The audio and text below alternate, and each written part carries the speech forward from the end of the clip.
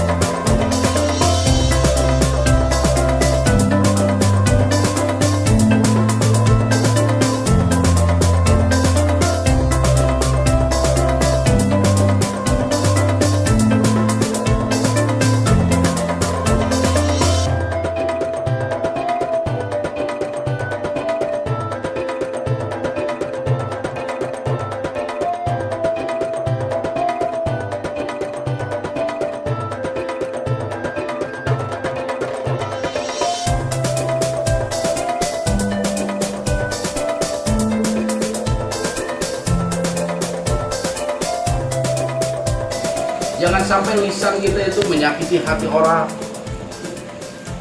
Jangan sampai lisan kita itu berkata yang di luar dari kenyataan, apalagi mengandung fitnah, itu termasuk dosa besar. Bersaksi palsu itu dosa besar. Bahkan kata Nabi di hadis yang lain ada 3 dosa besar.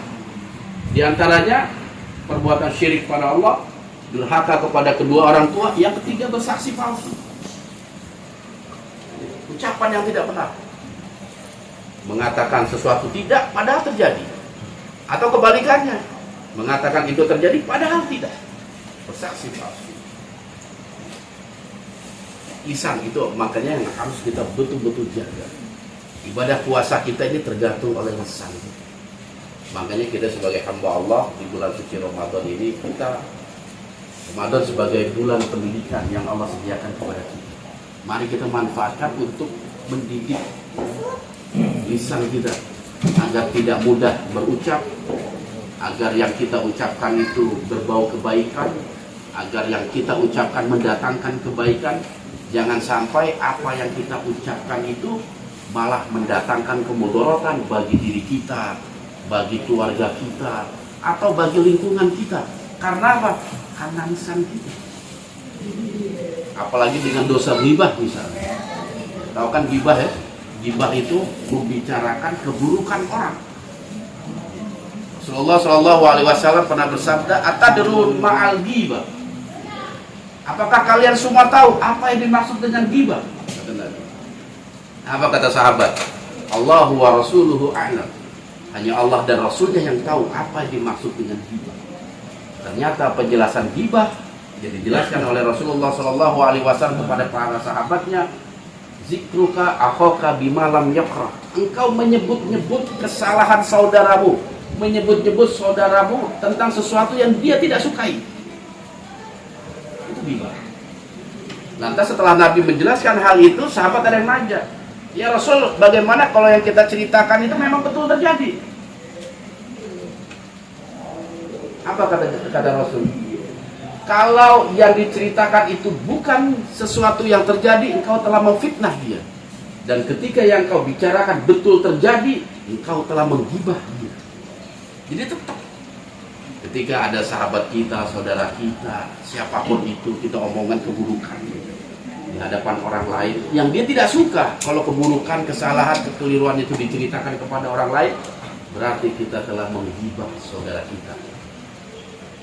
Dan ancaman bagi orang yang suka ghibah adalah laksana seseorang memakan mayat atau bangkai saudaranya. Nauzubillah summa nauzubillah. Ini sesuatu yang harus kita wanti-wanti, yang harus kita jaga. Jangan sampai lisan kita ini enak ngomong tentang keburukan, kesalahan saudara-saudara kita. Kalau sekarang mungkin ya, karena zaman juga semakin canggih, nggak sekedar lisan yang terucap, tapi ketikan. Ngomongin keburukan, kesalahan orang-orang lain, berarti kita telah melakukan perbuatan ghibah, perbuatan yang sangat besar. Dan perbuatan itu ketika dilakukan di bulan suci Ramadan akan menggugurkan pahala puasa kita. Waalaikumsalam warahmatullahi wabarakatuh. Saya Irfan dari Tegal mau menanyakan tentang zakat.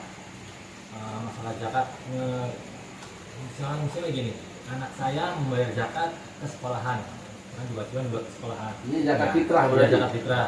Dan anak saya yang satunya sama neneknya di pengajian. Dan saya, istri saya dan mertua laki-laki saya di RW, di RT. Nah, untuk pembacaan niat zakatnya itu, apakah saya bacain dulu di rumah baru disitakan ke zakatnya, atau ke pas baca pas penyerahan zakat? Jadi niat atau ijab kabul penyerahan zakat itu di tempat kita membayar kepada si amil. Biasanya ada panitia zakat. Nah, disitulah kita ijab kabul. Jadi jangan di rumah dibarengin semua baru dibagi-bagi. Jadi diambil yang zakat. Jadi kalau anak saya ke sekolahan, Ya, di sekolahan. saya yang baca atau anaknya yang baca? Anak yang baca Oh, sebagai anak yang zakat. baca. Karena apa? Karena zakat fitrah itu zakat jiwa. Ya, zakat diri masing-masing, yang bahkan bayi yang baru lahir di bulan Ramadan harus dikeluarkan zakatnya. Ya.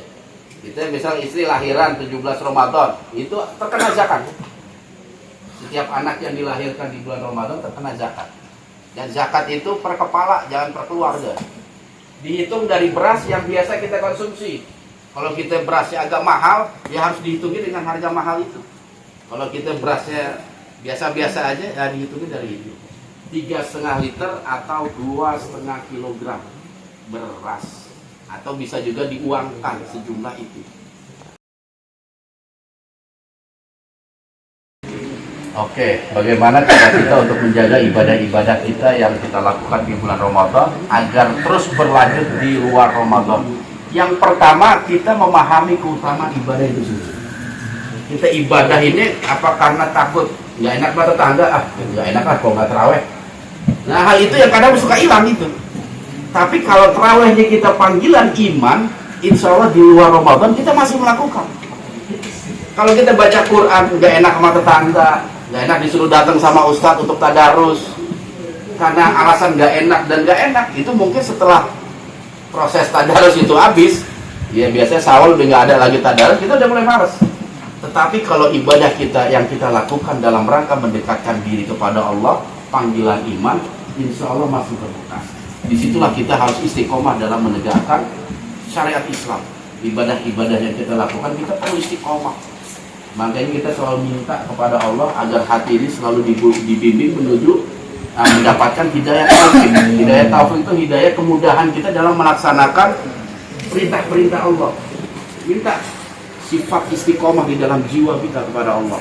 Karena Allah yang memberikan kekuatan dan kemampuan kepada kita untuk menegakkan amaliyah ibadah yang kita kerjakan. Kita selalu minta kekuatan kepada Allah seperti itu, agar ibadah yang sudah kita bentuk di bulan suci Ramadan ini terus kita lanjutkan di bulan-bulan selanjutnya, yang pada akhirnya Allah Subhanahu wa Ta'ala memberikan cahayanya di hati kita, sehingga apa yang kita lakukan sesuai dengan apa ibadah yang kita lakukan. Karena apa? Misalnya sholat, inna sholata tanha anil fasya wal munkar. Sholat itu bisa mencegah perbuatan keji dan munkar. Sholat yang diterima Allah adalah sholat yang bisa mencegah diri kita untuk tidak melakukan keji dan munkar. Keji kepada Allah, munkar kepada sesama manusia. Perbuatan-perbuatan munkar itu diantara fitnah, adu domba, ghibah dan lain sebagainya, dendam dan lain sebagainya. Kalau keji itu kemaksiatan kepada Allah. Begitu juga dengan puasa, karena puasa ada perisai. Kalau puasa kita diterima dan kita betul-betul mendapatkan keutamaan dari berpuasa Ramadan, itu bisa menjadi perisai kita di bulan-bulan yang akan datang. Kita bisa menjaga untuk tidak emosi, untuk selalu sabar, untuk selalu tawadu. Walaupun direndahkan orang, kita hanya sabar. Kita hanya balas seperlunya saja, memberikan penjelasan seperti itu. Seperti itu. Ya. Jadi kita butuh doa Allah memberikan istiqomah di dalam hati kita. Dan yang terpenting, kita bangun ibadah di bulan suci Ramadan karena panggilan iman, bukan panggilan tetangga. Nggak enak sana, nggak enak sini. Itu yang kadang ibadah kita jadi melempem. Pas begitu Syawal hilang semua. Biasa tiap hari ngaji misalnya, Pas awal udah nggak ngaji karena apa? Ngaji kita karena orang lain, bukan karena panggilan iman. Jadi semua harus dibentuk dalam rangka iman. Pada akhirnya hanya kepada Allah jualah tempat kita memohon bimbingan atas segala hidayah, memohon perlindungan atas segala musibah dan mara bahaya, dan hanya kepada Allah tempat kita memohon pertolongan dari segala bentuk keburukan. Saya tutup. Subhanaka Allahumma wa bihamdika asyhadu an la ilaha illa anta astaghfiruka wa atubu ilaik. Wal 'afwu minkum. Wassalamu alaikum warahmatullahi wabarakatuh. Waalaikumsalam warahmatullahi wabarakatuh.